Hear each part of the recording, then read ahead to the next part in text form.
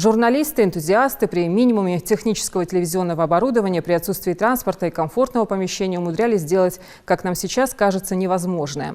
Они выдавали оперативную информацию, снимали программы на злобу дня, рассказывали о быте простых граждан. Ну а чем сейчас живет ГТРК «Ингушетия», узнаем у Дианы Дударовой.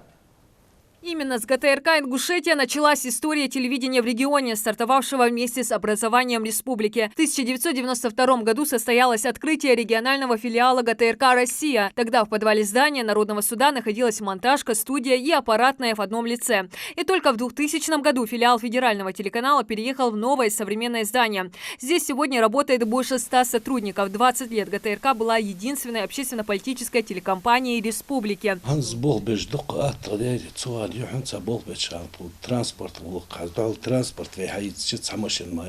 А колыбелью ГТРК стало радио «Россия Ингушетия». Сегодня каждый сотрудник филиала ГТРК «Ингушетия» отмечает праздник 27-летия ГТРК «Ингушетия». Тема сегодняшнего эфира – 27-летие телекомпании «Ингушетия». В гостях лица, которые стояли у ее истоков. В 2016 году здесь завершилось полное переоснащение оборудования. Слушать радио «Ингушетия» жители республики могут на волне 101,3 FM. Ходим мы 5 раз в день. Наше радио, можно сказать, консервативное, классическое, то есть разговорное.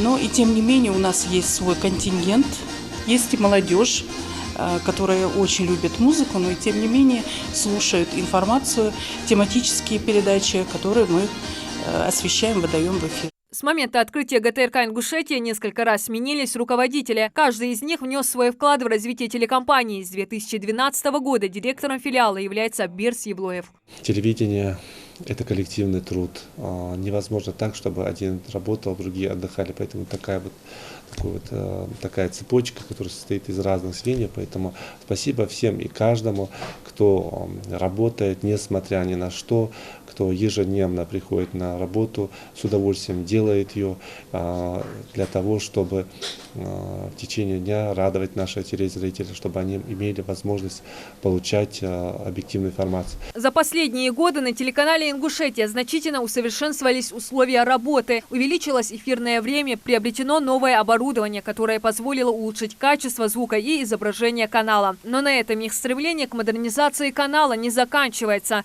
В скором времени планируют порадовать глаз зрителя обновленными студиями. Ну а работники ГТРК «Ингушетия», пользуясь случаем, поздравили своих коллег. Пожелать творческих успехов, вдохновения, благополучия и счастья. Вдохновения и долгих лет жизни.